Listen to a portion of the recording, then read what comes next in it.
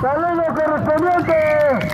Fuertes aplausos, señoras y señores, de la tercialidad de Secune, a esta danza suricullaya.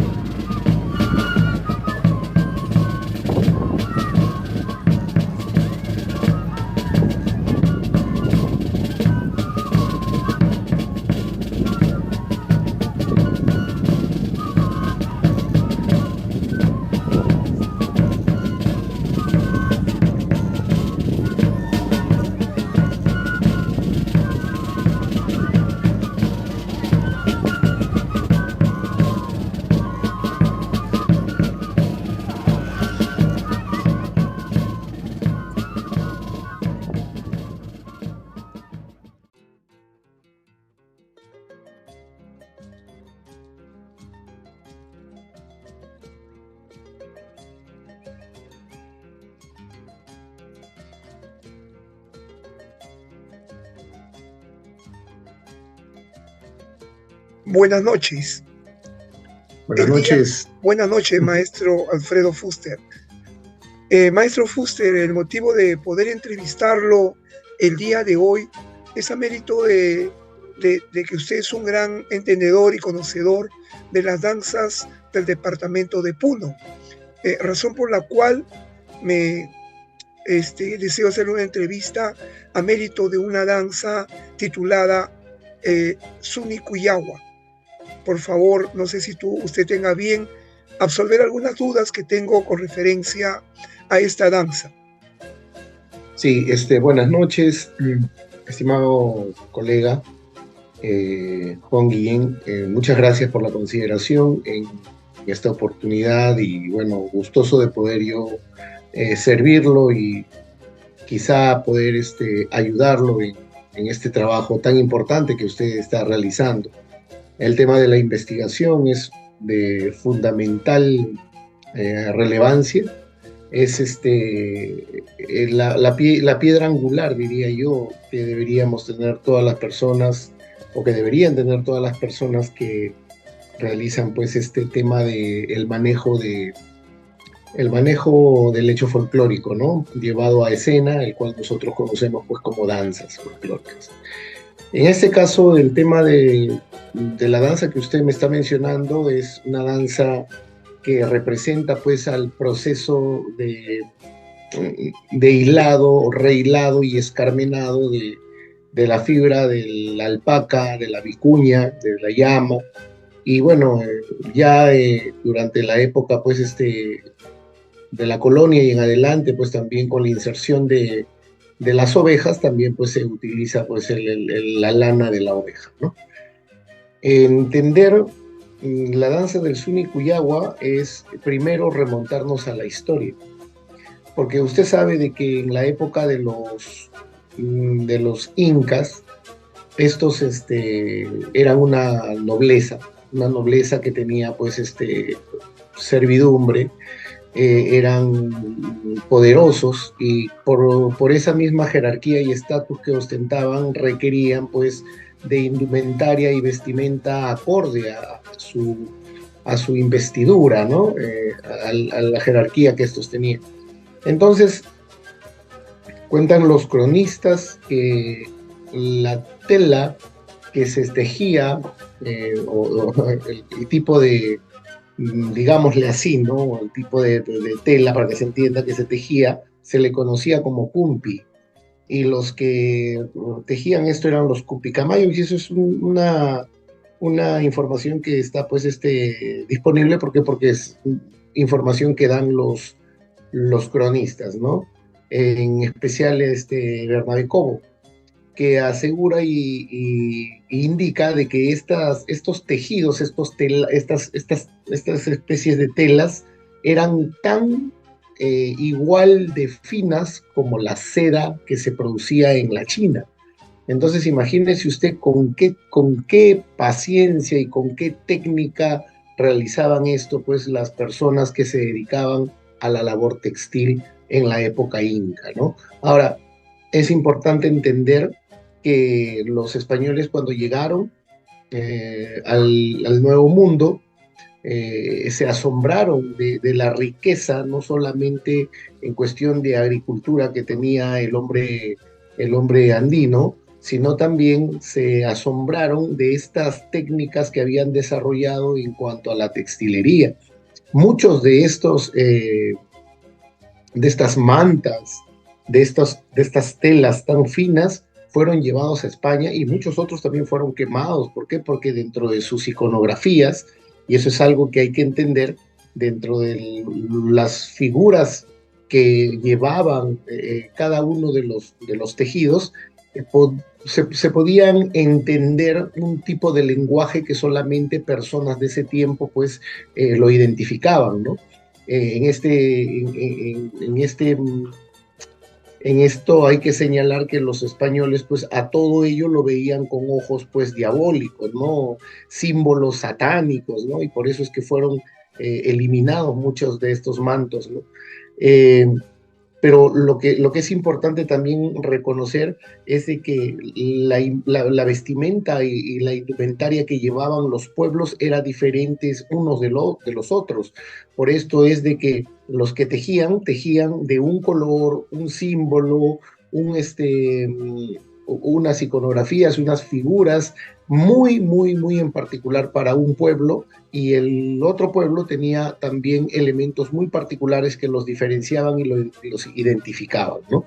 Ahora, estamos hablando de gente, de personas que se dedicaban a la textilería, como ya le he mencionado, que se dedicaban a tejer específicamente, pero que a su vez también eran criadores de animales, ¿no? Contaban con gran cantidad de animales. Estamos hablando generalmente de los pueblos collas, ¿no? De las altitudes. María Rostorowski menciona de que el Inca Pachacútec siempre hacía pues tratos con los pueblos lupacas y los pueblos collas, porque eran pueblos en el altiplano que tenían, o reinos en el altiplano, perdón, que tenían gran cantidad de camélidos, ¿no? Y entiéndase que para esas épocas la riqueza no estaba pues como le digo, en el tener dinero, porque en ese tiempo no había dinero, ¿no? Sino la riqueza era que eran pueblos ricos o reinos ricos, aquellos reinos que tenían gran cantidad de animales, ¿no? La riqueza se medía por eso, por la cantidad de rebaños que tenían. Entonces, en los collas han sido pues siempre bien reconocidos esto ante los ojos de los incas, ¿no? Y por eso es de que los incas hacían muchos tratos con ellos. Ahora, entiéndase también que la llama, la alpaca, la vicuña, no solamente han servido para poder hacer que el hombre se valga de su fibra, ¿no? Sino que también como medio de transporte. Entonces, hay una gran relación ahí entre el poblador colla, que cría el camélido, pero que a su vez también teje, ¿no? Porque van de la mano. El que lo cría, él mismo lo esquila, y él mismo teje pues sus indumentarias, sus chullos, sus fajas, sus chumpis, ¿no? Y por eso es de que van de la mano. Y también se transportan, ¿por qué? Porque ellos son pues generalmente son personas que se dedicaban pues al comercio, y el comercio desde épocas incaicas se ha valido de estos animales para que puedan trasladar los productos, ¿no? A nivel de, por ejemplo, a nivel de pisos ecológicos es importante mencionarlo, que Flores Ochoa menciona de que el transporte o la comercialización o el dominio de pisos ecológicos verticales en la época incaica fue importante. ¿Para qué? Para que todo el imperio, mediante los caminos que se habían hecho llamados Capatñán, puedan estar interconectados y puedan además tener un dinamismo en productos bastante fluido, ¿no? Es por eso que se usaban estos caminos y se usaban pues a las llamas, se usaban a las alpacas para poder llevar y traer los productos, ¿no? De la costa a la sierra, de la sierra a la costa y a la selva y así, ¿no? Como medio de transporte. Eso desde el aspecto histórico, ¿no? Porque primero hay que ir a analizar la historia para poder nosotros entender entonces por qué es que estos pueblos originarios como Sulca, de donde proviene esta danza del Sunicuyawa, ¿no? En el distrito de Huayrapata, en la provincia de Moo, llamada también Jardín del Altiplano, es preciso entender por qué estas personas prácticamente han originado ellos mismos, han recreado pues esta danza que hoy en día pues es su danza emblema, ¿no? Y no solamente se baila en Conima, perdón, en Mo, sino también se baila en Conima, se baila en otros distritos, aparte de Guairapata, y también llega hasta Huancané, si acaso, ¿no? Que están ahí nomás cerca. ¿Por qué? Porque toda la zona del Collao pues ha estado poblada pues de personas que tenían pues en su poder mucha cantidad de auquénidos y por ende pues antes del desarrollo industrial se dedicaban ellos a la manufactura artesanal, ¿no? Entonces se dedicaban a labrar la tierra a punta de chaquitaglia y con la fuerza del hombre, y también a tejer y a elaborar pues sus vestimentas de forma artesanal, que hoy en día pues es muy valioso, ¿no? Muy valioso. Lamentablemente ya las abuelas ya no tejen y esa herencia no lo pasan a los jóvenes, ¿no? Entonces, Maestro. es por esto, sí, sí, Bueno, dígame. la pregunta ahí, un poco, ¿cómo es que esta actividad tan fuertemente eh, cultivada por estas etnias, estas culturas, se convierte en danza, ¿no? Ujú. Y en todo caso, Sí, ¿cuántas danzas o qué entiende usted por danzas hilanderos?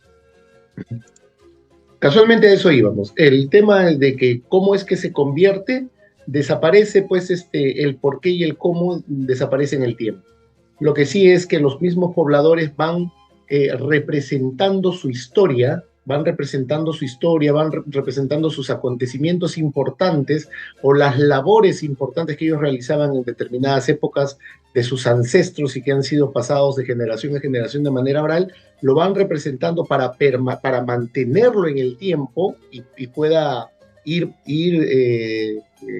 transcurriendo a través de la historia, lo perpetúan en lo que se llama pues expresiones danzarias, ¿no? Expresiones danzarias. Entonces ellos mismos fueron creando, posiblemente en tiempos muy remotos, esta danza de los hilanderos. ¿Por qué? Porque ellos se dedicaban principalmente pues al tejido, ¿no? Probablemente este pueblo y estas localidades, antes de ser denominadas con el nombre que sabemos, han sido obviamente parte del reino de los Collas, ¿no? De los Collas, de los Lupacas, de la etnia Aymara, han pertenecido pues de repente a una jerarquía de tejedores que de alguna forma ellos, al tener ese conocimiento de sus ancestros, lo van representando en sus danzas. Y una de estas danzas es pues el Sunicuyawa, ¿no? Que además de esto, es importante entender que las danzas no solamente son un recuento histórico, sino que también aguardan muchos simbolismos, ¿no? Por ejemplo, el hombre se mimetiza con el animal y también se mimetiza con su propio trabajo. ¿Por qué? Porque en la Cuyagua, por ejemplo, cuando uno realiza la coreografía en el Suni Cuyagua, y también después a esta danza que se inspira del Suni Cuyagua para hacer una danza de luces, que es la danza de la Cuyagua o Cuyaguada, se representa ese proceso de tejido empleando el telar de suelo, ¿no? Las fibras, generalmente las mujeres lo ponen pues en posición vertical y siempre hay un horizontal que va cruzando y cruzando, cruzando y cruzando, y si usted se da cuenta en la coreografía, representan lo mismo, ¿no? Principalmente columnas, y después van cruzando, cruzando, o haciendo zigzags, ¿no? O de repente dando giros y contragiros en contra de la manecilla del reloj o hacia donde van las manecillas del reloj, y todo eso está teniendo un significado, está representando ese conocimiento secreto del poblador altiplánico, que como obviamente ellos no saben escribir libros ni nada por el estilo, lo que dejan ellos como herencia y como digamos pues, como su testamento, criollamente hablando, es casualmente su danza, y dentro de su danza sus simbolismos y sus significados. Lo malo es que hoy en día no se ve, las personas que realizan danza o que hacen o son coreógrafos de danza no ven esos aspectos. ¿Por qué? Porque son muy divorciados del contexto de la investigación, y para ellos el tema de hacer una danza de la Cuyagua sencillamente es, bueno, X cruz y la proyección que el canon para acá, el canon para allá y nada más, o sea, desde el punto de vista occidental, más no se toman el trabajo de poder realizar una coreografía basándose en los simbolismos propios que tiene el tejedor, ¿no? Ni siquiera saben cómo es que se empieza a poner el hilo, que hay ahí una, un simbolismo de reciprocidad y complementariedad entre el hombre y la mujer. ¿Por qué? Porque le cuento, cuando yo estaba en Taquile, por ejemplo, y son también pueblo de tejedores, ¿no? Reconocidos a nivel internacional, la mujer se pone delante, el hombre se pone al frente de la mujer. Generalmente la mujer se pone hacia donde se pone el sol, hacia donde se oculta el sol. Y el varón se pone mirando hacia donde sale el sol. Fíjese, y ellos, el ovillo del hilo, de la lana, que ya lo han torcido, lo han hilado en sus ruecas, en sus puchcas, ¿no? Lo hacen en un ovillo, una bola, y eso lo van dando y viniendo, tirando y viniendo. ¿Para qué? Para que en el telar de suelo se puedan formar las líneas, las primeras bases de lo que luego va a ser el tejido cruzado. Esa actitud, esa actividad nada más de que el hombre participe en esta labor del tejido con la mujer y siempre sea el esposo y su esposa los que se dan y devuelven el ovillo de lana, eso representa un acto de complementariedad, un acto de reciprocidad que solamente va a estar en el mundo andino.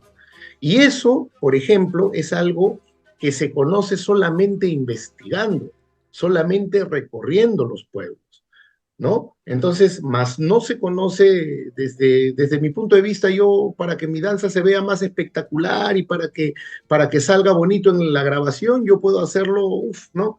Como el ballet folclórico, como el ballet de Moscú o como el ballet de Alemania, pero así no se tratan las danzas originarias de nuestro país, ¿no? Eso es algo que hay que entender bien, los símbolos que tiene cada danza, ¿no? Maestro, ¿cuántas danzas de hilanderos existen en el departamento de Puno? Mire, las danzas que expresan pues esta actividad propia de la producción textil son varias. Incluso en el tiempo han ido desapareciendo muchas, ¿ya? Muchas han ido desapareciendo. Hoy en día se conoce, pues, bueno, ahora el Sunicuyagua, ¿no? Hay una danza en Taquile, también las tejedoras de Taquile, hay otra danza por Usicayos también, si no me equivoco, pero recuérdese que toda esta zona de los Collas, el altiplano, en la época incaica han sido, pues, como le mencionaba hace un momento, ¿no? Han sido domesticadores pues de auquénidos, han sido llameros, han sido alpaqueros, se han dedicado a esa actividad principalmente y por ende se han dedicado también a tejer, ¿no? Sino que ya de repente en otros pueblos estas danzas han desaparecido o están en proceso de extinción. Hace falta pues hacer una investigación más profunda, ¿no? Pero yo estimo de que son muchas danzas que representan el tema del proceso del tejido, ¿no? Sí, maestro. Bueno, lo ha relatado usted tan explícitamente, pero me gustaría, no sé, que nos dijera un poco sobre el significado y el mensaje de estas danzas.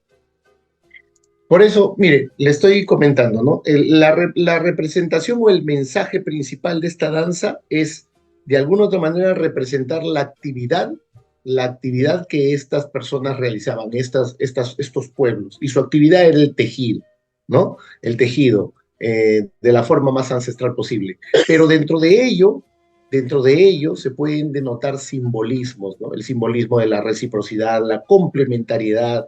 Por ejemplo, el Sunicuyagua se celebra o se baila principalmente en épocas de Santiago Apóstol. Entonces, ahí nosotros podemos entender de que al bailarse en esta época, se está, ¿qué cosa haciendo? Se está pidiendo al santo patrón que ha sido, que ellos lo ven como el espíritu encarnado de la deidad que hace que los animales se reproduzcan o que hace que los animales aumenten, ¿no? Santiago Apóstol. Ahora, También se baila para la fiesta de las cruces, también se baila en el mes de febrero para épocas de carnavales, ¿no? Pero los símbolos que, por ejemplo, tienen dentro de sí, que se pueden diferenciar, a ver, el varón lleva, por ejemplo, la montera tricornia, ¿no? Que también en algún momento llevaban la danza de los llameritos. Y la montera tricornia, que tiene 3 puntas, ¿ya? Está representando a los 3 estados de la cosmovisión andina: el Hanas Pacha, o el mundo cósmico; el Kai Pacha, el mundo terrenal donde todos vivimos; y el Uku Pacha, ¿no? Donde que viven los antepasados, los gentiles, ¿no? Que ellos le llaman. Entonces, ese simbolismo que está en su indumentaria no es porque esté porque se les dio la gana, ¿no? Y cumple una función de comunicar algo, pero lógicamente comunicar algo que está desde el conocimiento ancestral de ellos. Pero lamentablemente nosotros muchas veces no lo entendemos porque nuestro enfoque es occidental, ¿no? Por ejemplo, el Suni Cuyagua lo bailan con pasamontañas, y pasamontañas de colores, ¿no? Que tienen la carita, pues, de un personaje. ¿Y esto es por qué? Porque ellos se mimetizan con los achachilas, se mimetizan con sus espíritus protectores, que casualmente hacen que ese ganado que tienen no enferme, que se cure, que se reproduzca y todo lo demás. Y por eso es de que asumen otra identidad, no bailan con la cara descubierta. Pues. Ahora, por ejemplo, las mujeres y los varones llevan su telar en la espalda, sus tablitas que están representando el telar. ¿Y es por qué? Porque eso denota de que ellos son tejedores, ¿ya ve? La mujer lleva la rueca. La mujer misma se convierte en rueca cuando baila, porque cuando mueve la pollera y ésta se extiende, es como si estuviera representando el giro y contragiro de la pushka o la rueca. ¿Se da cuenta? Porque ese es hembra. Entonces, el macho, que es el varón, ¿qué cosa está haciendo? Está jalando el caito, ¿no? Está torciendo, está hilando, para que luego la mujer vuelva a hilar o rehilar, ¿no? Entonces, ¿se da cuenta? Ahora, los varones también llevan dentro, bueno, antes, ¿no? Llevaban colgado animales, por ejemplo, disecados. Y esto era, ¿por qué? Porque también eso denotaba de que antiguamente ellos primero se dedicaron a la caza. Y es que es así, ¿no? El hombre, desde que se conforma en clanes, era nómada hasta que se convierte en sedentario, pero en su época desde antes de convertirse en sedentario, se dedicaban a la caza o a la pesca. Se convierten en sedentarios casualmente cuando descubren la agricultura y cuando aprenden a domesticar a los animales, ¿cierto?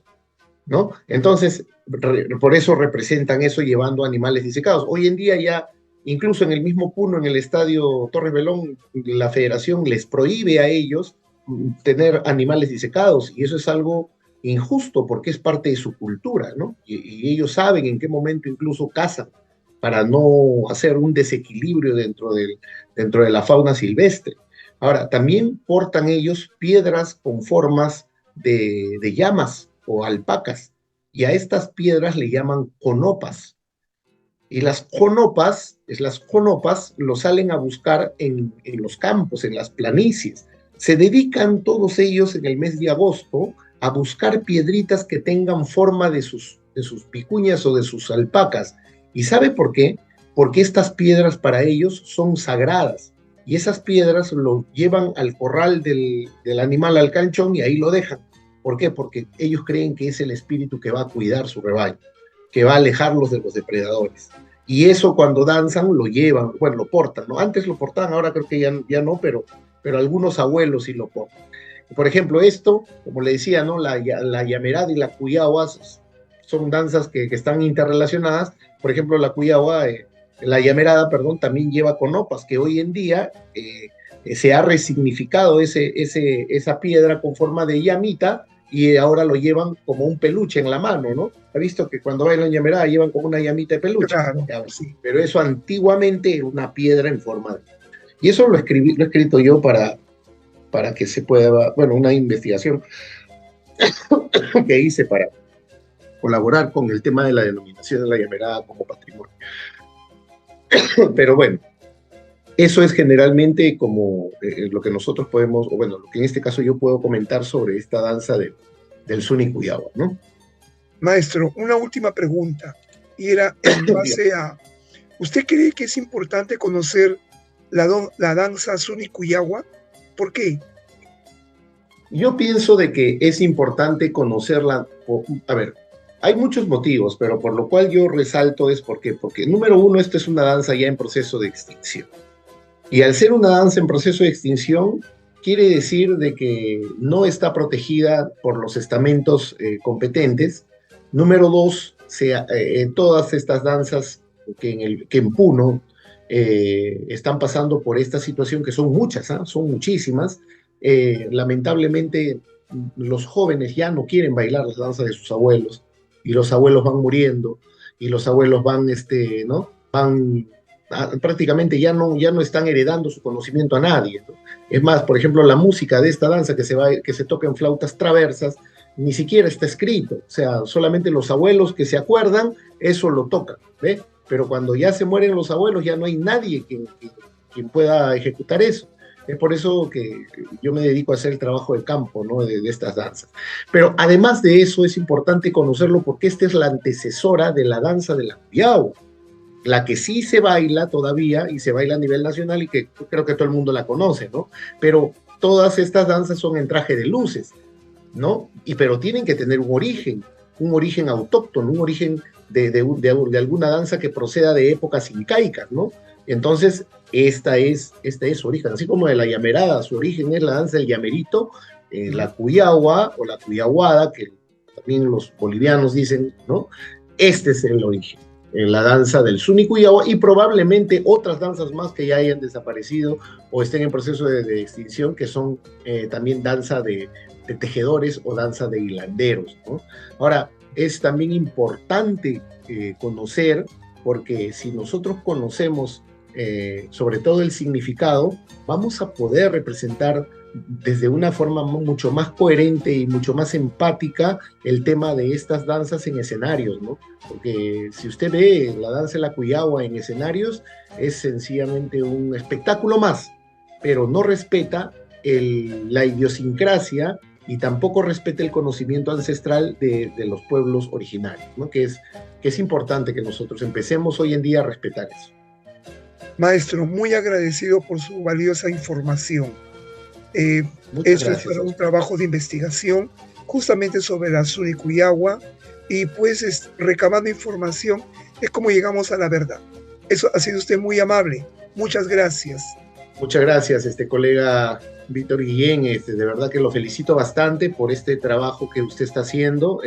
Muy pocas personas se interesan en hacer una danza, ¿no?, que está en proceso de extinción, sobre todo el departamento de Puno, que es capital del folclore. Le agradezco bastante, gracias por la consideración y mucha suerte en su trabajo. Muy agradecido. Permiso, gracias.